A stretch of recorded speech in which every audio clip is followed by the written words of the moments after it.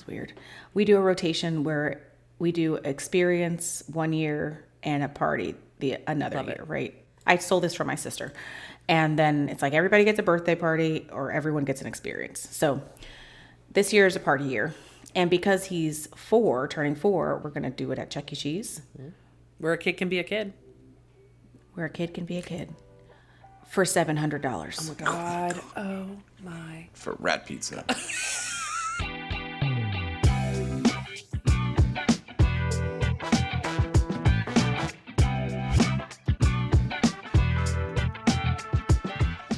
Welcome to Pushing Past Polite, where we talk about what matters and make the world more just. I'm Corey. I'm Laura.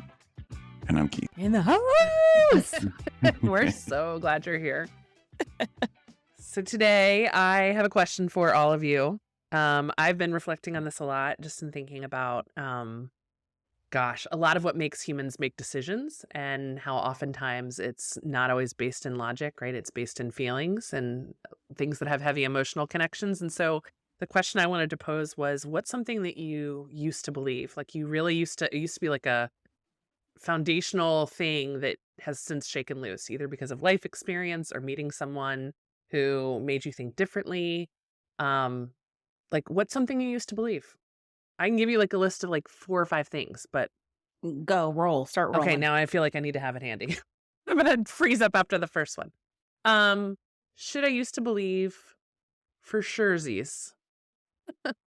Like being very afraid of what comes after life, right? Like, so the idea of hell and eternal torment and the imperative of having a faith system to tell me what would be next. That was highly important. I very much believed in hell. I found that very motivating.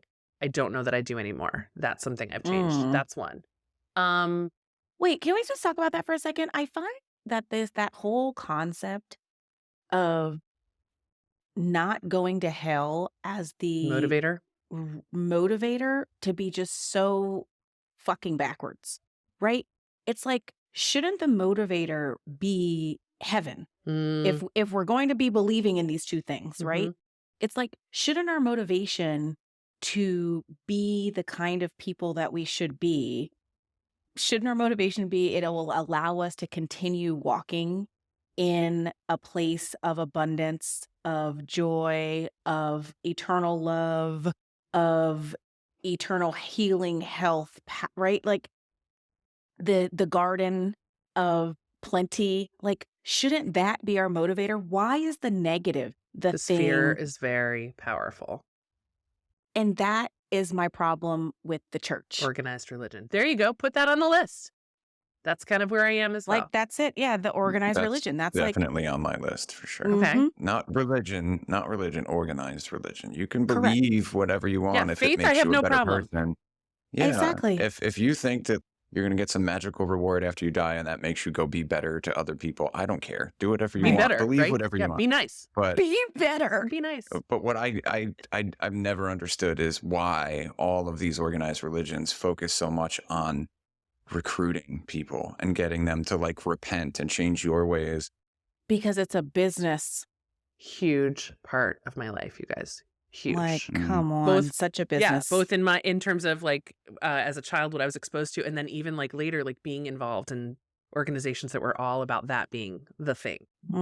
That's one. And I don't say these things, again, there's, to your point, there's lots redeeming. There are good things about faith systems that are worth it, right? But organized religion has been like that for a really long time. Like, you think about people paying for penance, and you think about like people like being able in the 17th century, 16th century, being able to like buy their way into heaven, essentially, right? Fear, control, gatekeeping, all of that. Yeah, policing people. Yeah, and privileging certain things over other things, and using the church to be a catalyst for those different levels of access to humanity and all the things that we need, right? It's like when the king and the head of the church are the same person, we know that we have a problem.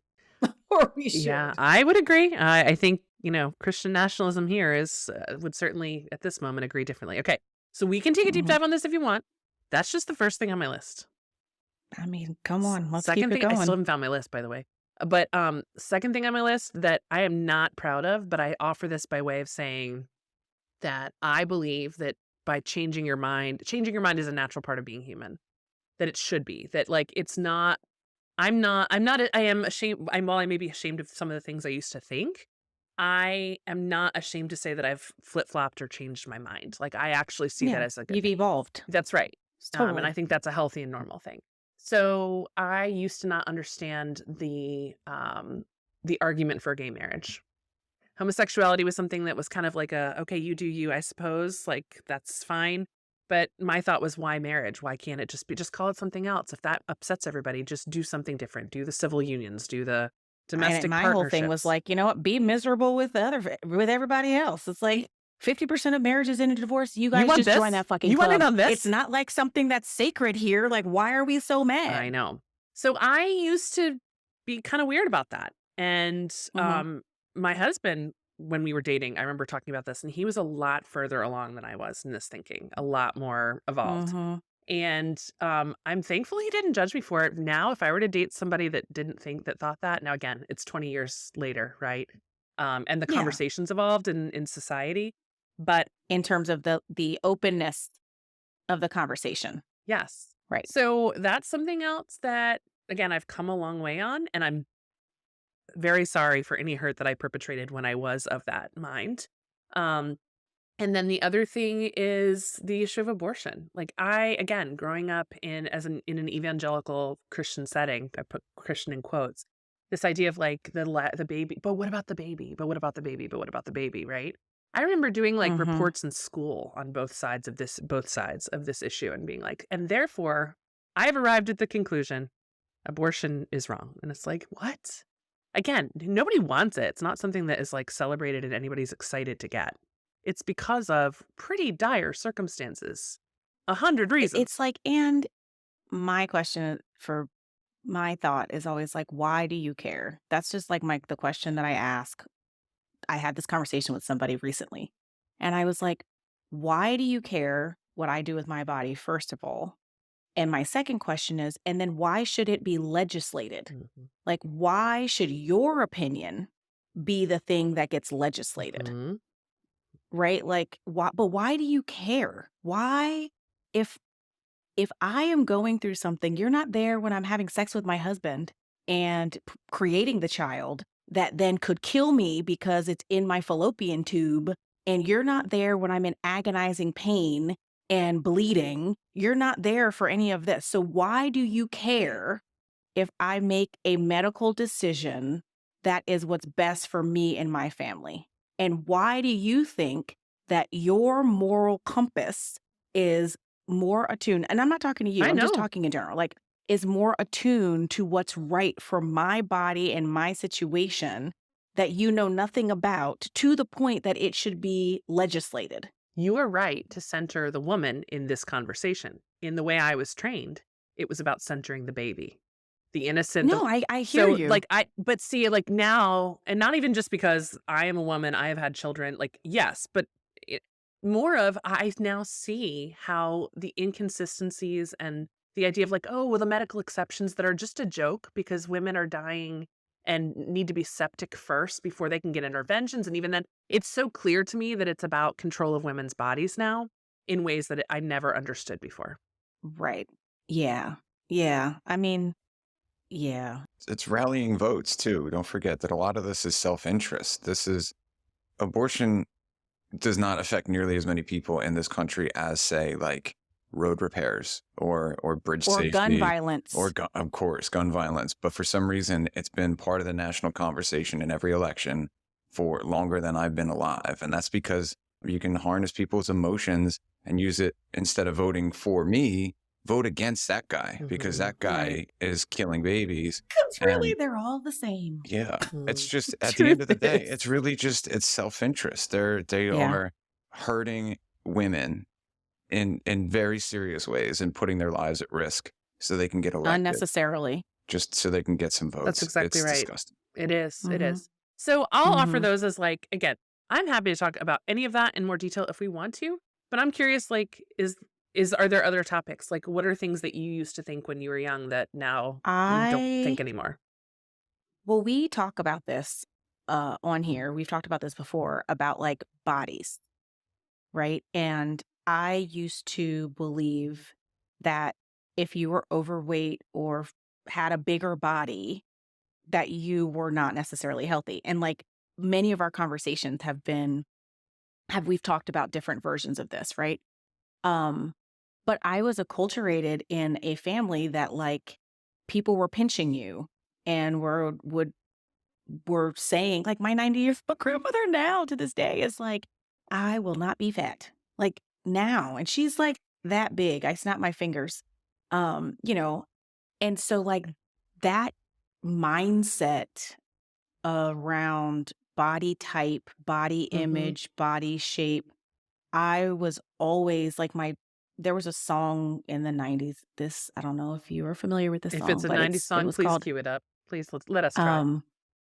I Like Big Butts, And You right? Cannot Lie I Cannot Lie. feels Right. And familiar. and then there's another song called Doing the Butt. I don't know if you guys are Yes. familiar with Oh, that yes. one. Okay. And so like at the end of Doing the Butt, there's always this list of The names. song. Please The clarify. song, right? At the end, toward the end of the song, there's like this list. So-and-so got a big old butt. Oh yeah. Yep. Like, right. So like my family members would sing that about me all the time. And so I was very like, Self-conscious. and I still have some of that I've been working through, but like very self-conscious about my body. And I kind of projected my own discomfort in my body toward people in bigger bodies.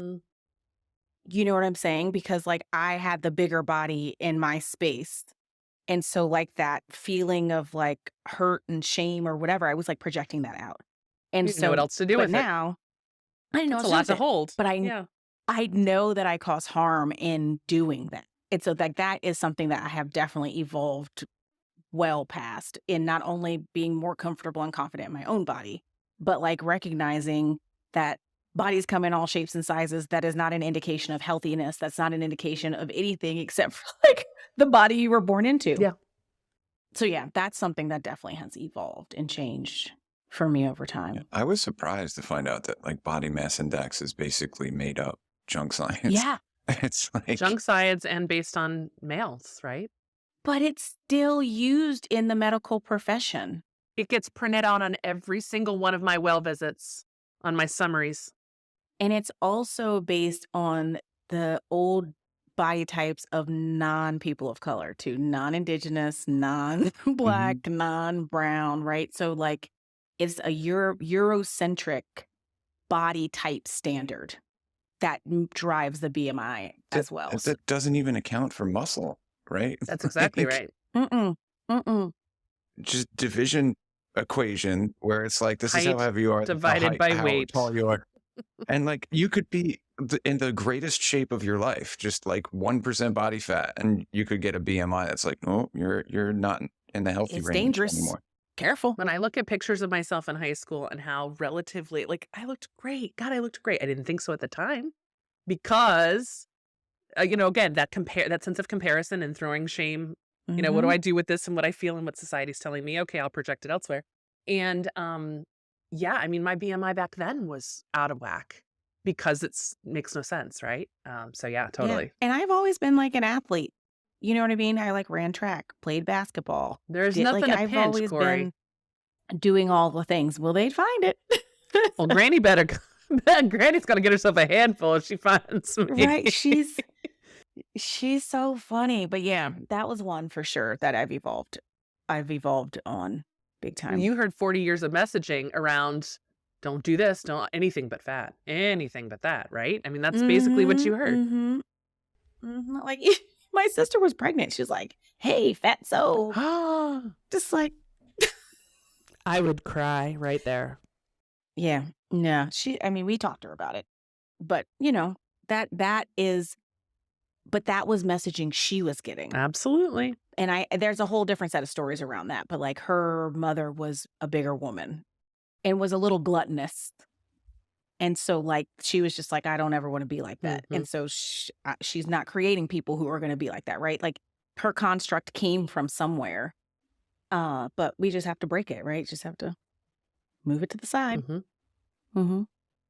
Also, I would say therapy therapy being something that is not inaccessible, but like something that only people who have mental challenge, like mental illness, engage in, right? Like That used to be your frame, and now you don't believe that anymore? Is that what you mean? yeah. Mhm. Yes, that's what I mean. It's like that only people who had like severe sort of like mental health challenges had access to and should engage with having some sort of therapy, counseling, a psychologist, or you had to have some sort of major trauma to need to go to therapy, Mhm. right? But not it being as part of, not therapy being used as like wellness maintenance Mm.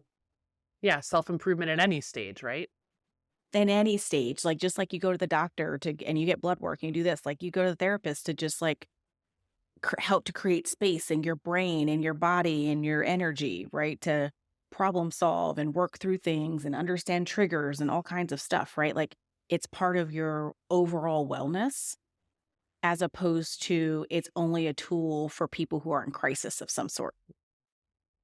I think that's right. I think that's where the culture has moved too. I remember using like it kind of as like a diss to someone, like you need help, like you need professional help, Mhm, right? Like, do you remember mhm. hearing that? Yeah. And that's not the case Yeah, you need anymore. to go see a shrink or something. Hmm. Yeah. Yeah. Keith, what about you? What comes to mind on this list? Okay. It's off the top of my head. It might sound, it's not nearly as important as the other things we've been talking about, but My big old butt, that was important. well, yeah. Corey got a big old butt. Oh yeah. Oh, yeah. Granny better not touch me. Oh yeah. That's how Sorry, we Keith, bring go in on. listeners. That is important. That's that's what our audience is coming here for. Yeah. So like friendships, I think my thinking has evolved. Guys in particular seem to like value having long-term friendships, people you were friends with when you were young, Mm. and trying to keep those people in your life. And I was one of them. I had friends who I literally met in kindergarten, and maintained friendships like throughout college and then into adulthood. And I, you know, I thought that like loyalty was important. You want to try and keep these relationships alive and keep these people in your life, and that's like the core.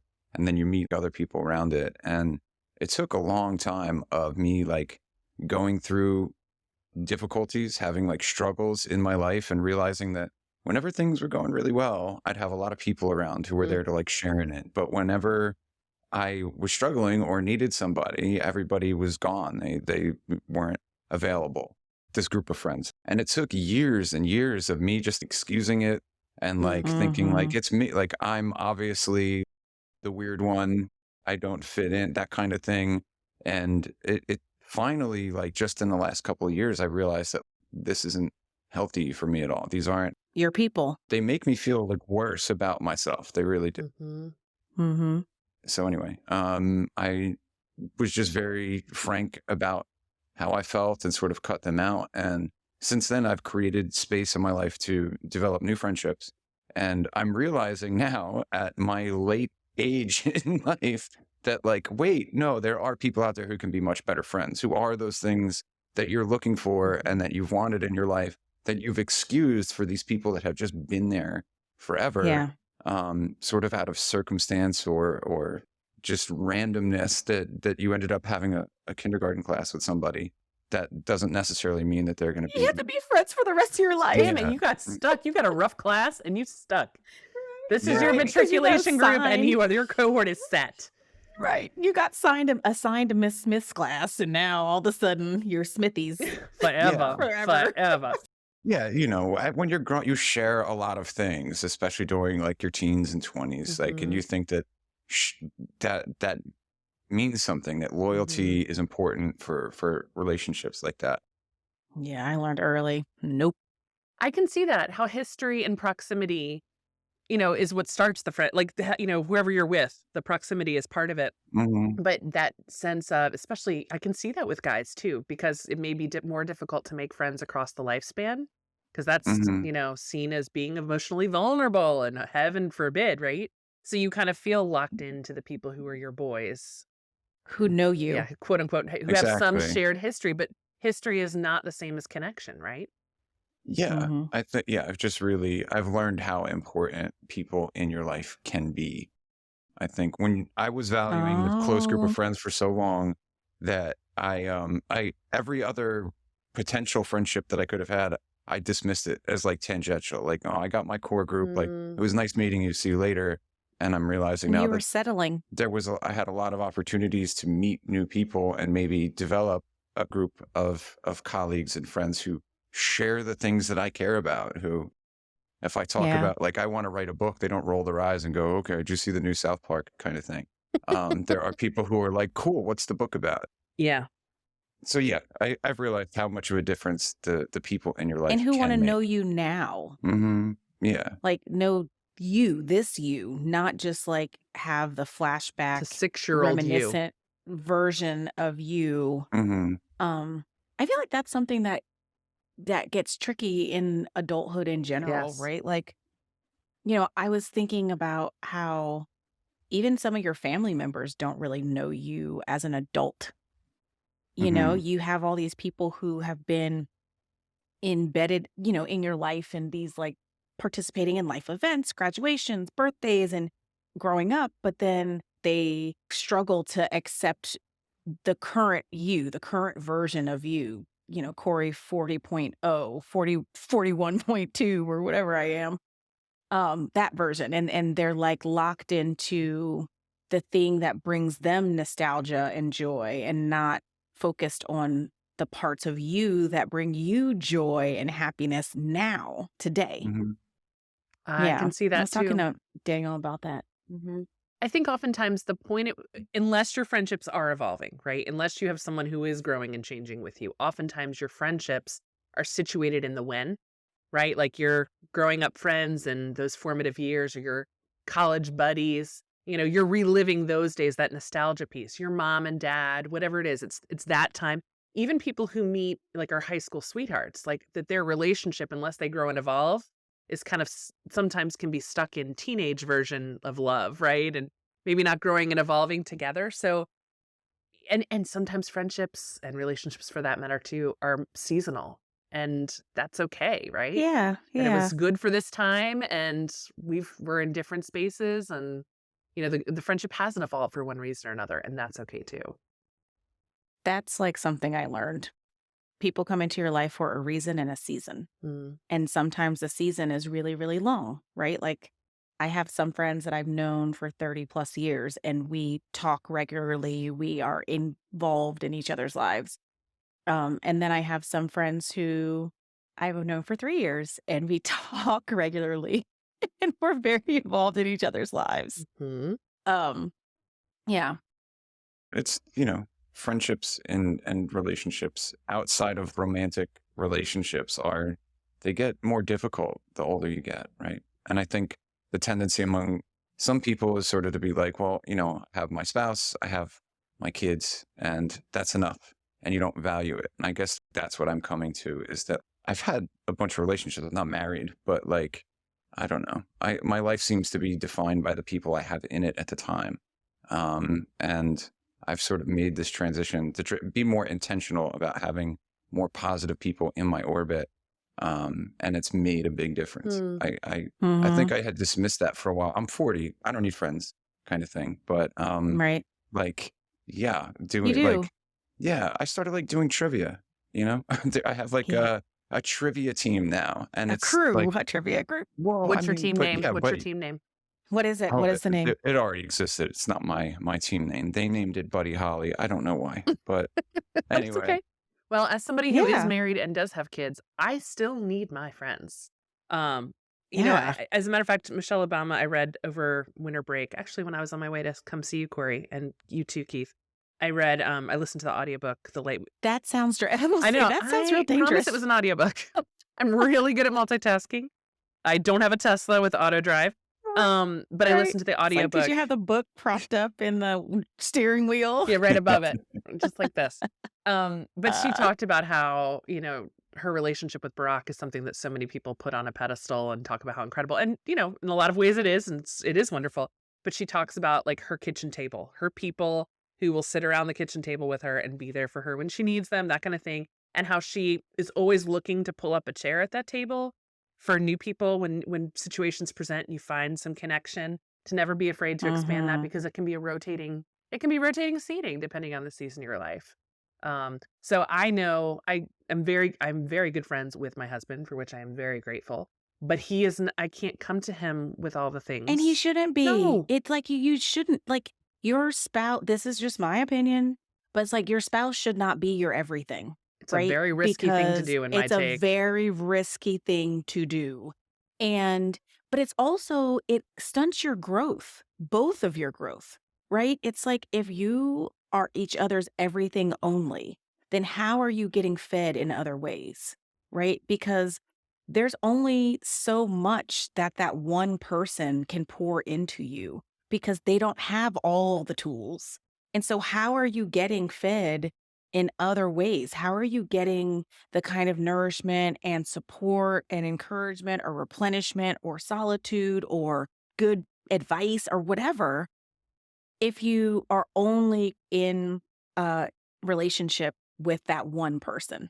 You need to have a broader pool of intimate connection. And when I say intimate connection, I don't mean anything sexual. I mean, like, where you can be yourself, where you can be vulnerable, where you can show up. And if you need to just like sit there and cry for a few minutes, like, you can do that and vent and have somebody who is like, what you're feeling is totally valid. And what he said was fucked up. And I'm glad that you came here instead of just spewing out the rage that it triggered in you, right? Like, you need to have those people in those spaces. Well, and you value, in the same way that any kind of team in a professional workplace is richer and better with diversity of opinions and diversity of lived experiences. The same is true in your friendships, right? Like, Yeah, my husband is totally. amazing, but he comes with his biases and Stuff. ilks and stuff, right? And so do You know, I. So do he's you. super risk Right. averse. When I talk about wanting to like try something really new in my life, I definitely want his take, but I don't go to him for inspiration on taking a leap. He's not the guy. Yeah, same. You know? But isn't that part of why we married them? And yes. Right? Yes. It's like that's why you need a bigger pool. I do. I need you for, thank you for being my rock and being stable. I want Corey to encourage me to jump. I need this one to help me think of It is. And it is. And I know that it's the same in return, that I can serve in different roles for different friends for what they need in different seasons too. And it depletes your cup and fills your cup in different ways, right? It's like what Laura needs from Corey and what Keith needs from Corey and what Daniel needs from Corey are all different things. It's like I'm tapping into different parts of my being to give that support and that energy. And what I get from Laura and what I get from Keith and what I get from Daniel and what I get from my kids, it's all different stuff. Because I'm like a whole person and not just a sliver or a slice of a person. I was a human before I was his wife. And I needed people in my life before I was this person's wife. Yeah. And to your point too, Keith, like, yeah, I don't think of myself as a married person as like, the better half or the part of the whole. Like, no, we're our own whole people, right? So there's nothing missing from anyone from. Yeah, we just created something new. That's right. Yeah, that's the whole thing. We create a whole new thing. But we already were our own thing. But from our wholeness, we were already our own thing, but we just came together to create something new. Yeah, that's a great reminder to not be stuck. That's a great in that whatever the current friendship landscape looks like, that it can change, or that you're beholden to someone because you have history. Yeah. And I'm happy for you that you had that evolution. No, thank you. Anything else that would fit under this category, or does this feel good? I mean, I would say that I was talking to somebody just the other day about clothes. And that I have always viewed myself as like, I am very safe with my clothes, right? Like, I literally have just gotten rid of things that I've had since I was like, I don't want to say college, but. Well, I think that's probably true. Or maybe even in the high school years, or no, college. Yeah. I mean, I would say definitely college. Some of the high school stuff is my mom still has. But, so I have been like, one of the things I've had to I've started to shift around is just like the expectation of what 40 is supposed to be and like how we're supposed to dress and what we're supposed to look like. When I was an age that wasn't this age, I had a lot of perspectives, and we started our whole podcast about this, right? The Golden Yes. Girls Murder, and She what Wrote. And Murder, Mhm. She Wrote, and the age of these people and what they were doing and what their lives looked like at a particular point. And I've had to like do a lot of undoing of that mindset a being 41, right? Like evolving my understanding of what old is, which is something that, just shifts as you get older. That thing kind of shifts, or it has for me, just keeps Absolutely. shifting up, Yep. right? But also just like what's appropriate dress for somebody who is a mom of 2 kids. Like there was do you guys know who Keke Palmer is? Yes. Okay, so there was like this whole thing that like she went to Usher's I remember show this. and she looked very she looked Looked hot. She looked amazing. gorgeous. Yeah, she looked amazing. And she is what, like 28 or something, but she had recently given birth, and her baby daddy wrote some comment on Twitter like, "Why you gotta have on you're a mother now." Mm. And it was like, what the fuck are you talking about? Ugh. Right? Like she's still a whole woman, a whole person. But even in like that, it was a part of me was like, I have lived in that space where he's Mhm. at. But there's also this like control component for him, right? Which is Yeah, yuck. right. It's like, what? And like gross. And even like, why would you say that out loud in Not to public? mention in Like print. My say, God. in print, like say that in private when she comes home if you have to say it at all. Yes. But at the same time, I'm saying all that to say that it reminded me of my own evolution and perspective around how mothers should be dressing and what 40-year-old people should be wearing and acting like and looking like. There is no standard. Mhm. You do you. Yep. And whatever feels right for you is what you should be rocking. And that there shouldn't be that that expectation that because she's a mother now, or that I'm a mother, or that I'm 40 or whatever, it's like I can't wear a see-through top or a crop top, or I shouldn't be wearing 3-inch heels, or whatever the thing is. That's something that I think I've definitely kind of evolved and grown around. And allowing other people to have shifts in opinions too. Not holding on so tightly to what somebody said so long ago that makes them who they are today. I can see a lot of that influence of like dressing modestly, or a lot of the influence of, again, like the religious upbringing, and also this idea of like purity culture around what a woman should be and how to dress. I look at even like, dress codes for school. I used to just, okay, well, I get it because you don't want to distract a boy. Well, now it's like, well, a boy is responsible for himself. I'm responsible for myself. What are you talking about? But what about in settings that were all girls? I went to an all Oh, girls school, wow. and there were still limitations, like your skirt can't be this No short. tank You tops, no can't wear spaghetti straps. yeah, like, so what's the logic there? Yeah. Yeah. Right? We're just distracting each other. Probably. Oh my gosh, I love your top. Maybe. I love your Oh top. my gosh. But no, that's another place, like in terms of, yeah, a woman being her own person and sex being for pleasure and not just about procreation in the context of marriage, like all these things that I've just had to unpack and unlearn. And I continue to, in ways that I still see hangups of it and have to remind myself, like, hey, careful. Think, as you're advising your child now on what to wear, don't get caught in your own traps from what you were taught. You need to do better, mama. That part. That's an important note. It's like, first of all, it doesn't happen overnight. Second of all, it's like an ongoing fluid thing, right? I'm sure that Keith is still giving himself pep talks to get out of the house, to go be social with people, right? Even though he knows it's something he needs to do, he wants to have that engagement, it's still something that takes effort, right? Like there is having a community and creating friends takes work. So like I've been trying to connect with one of my friends who I've known for a really long time, but he's just super crazy busy. And so I was like, hey, we should just grab a coffee one day. And he's like, yes, coffee would be great.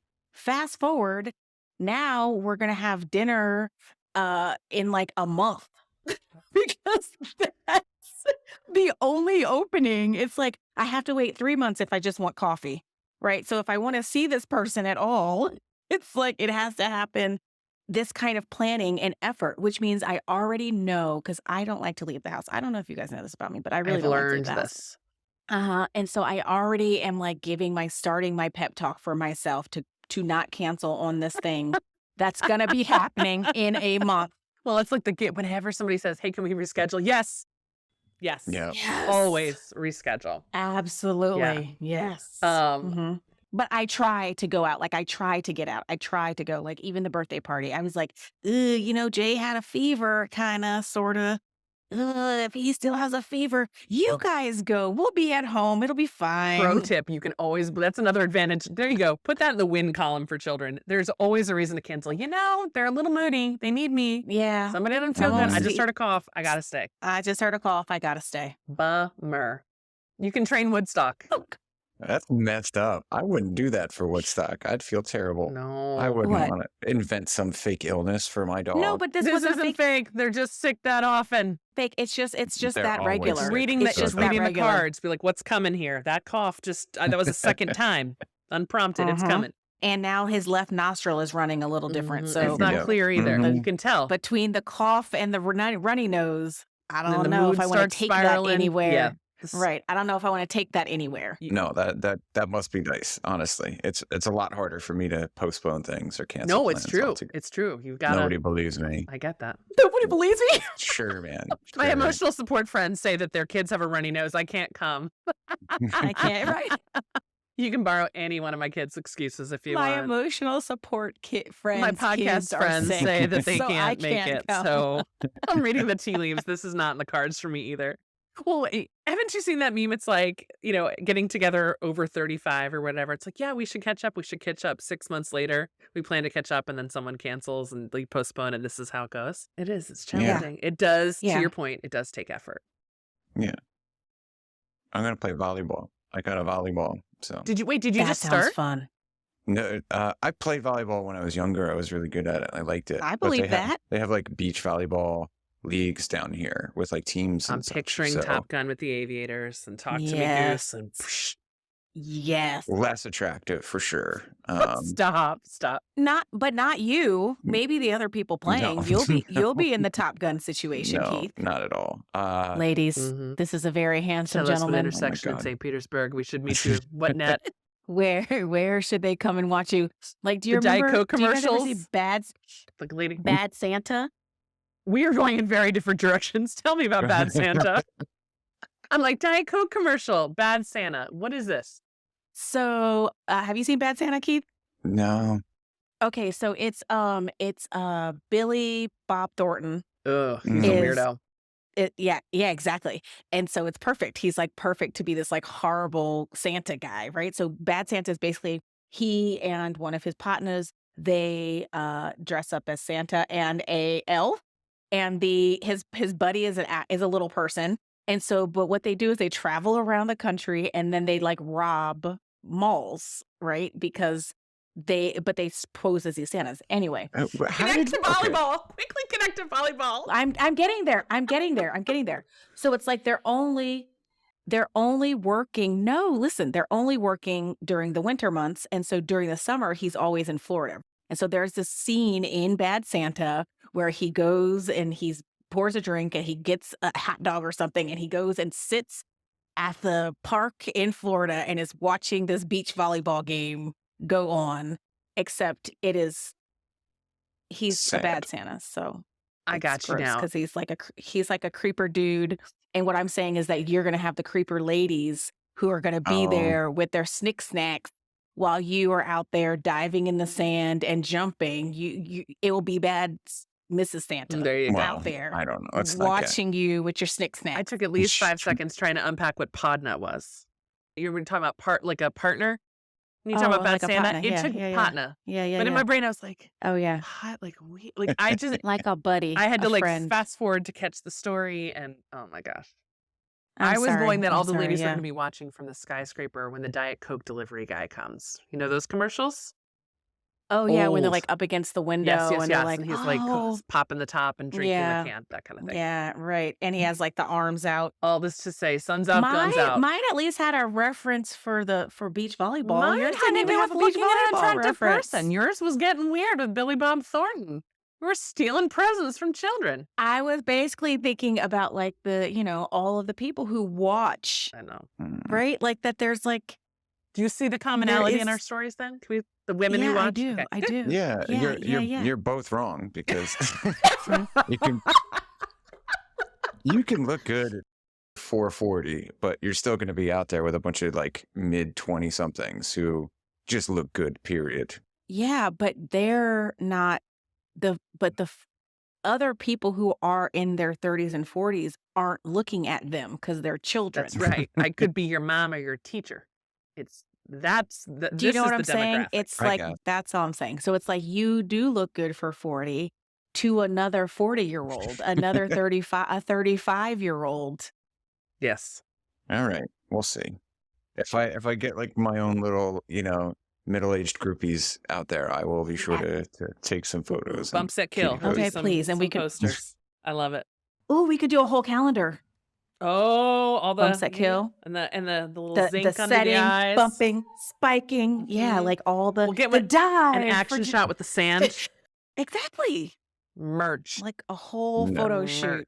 And then my recovery from when I tear all the muscles. Sponsored by Ben Gay. Oh, a before and after. God, that's funny. Sponsored by Ben Gay, a leave, yes, and an ice bath. Yes, and your local chiropractor in St. Petersburg. Your local chiropractor, acupuncturist. I love it so much. Oh, y'all, this has been fun.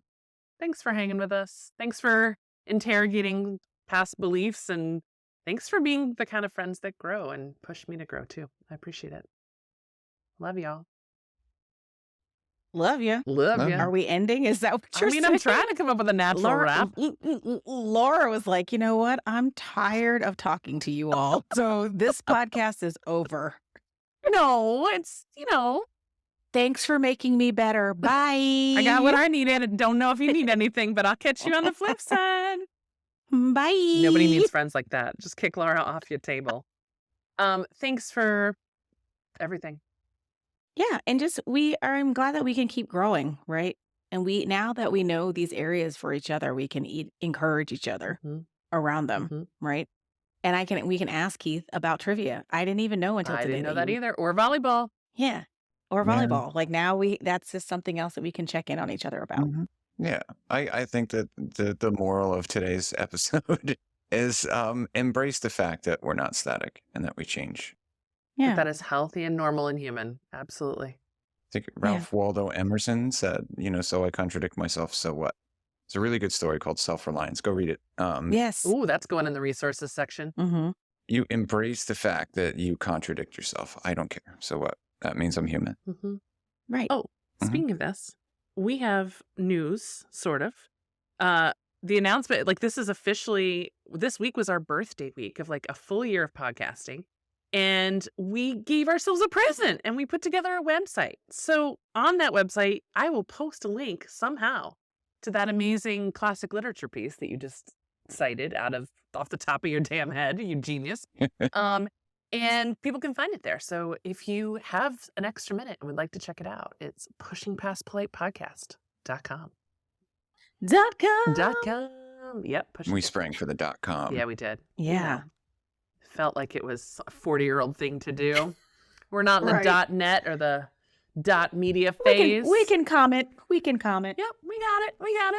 All right, everybody, stay tuned. Thanks for joining us. Sounds great. Yep, I can't end this apparently. Go ahead, you end it. No, you're like, stay tuned. No, it's over. Take a break. You got 2 weeks back in your life. Right. Thank you for listening to Pushing Past Polite. We love you all. Check out our website, and we'll talk to you again soon. Take care.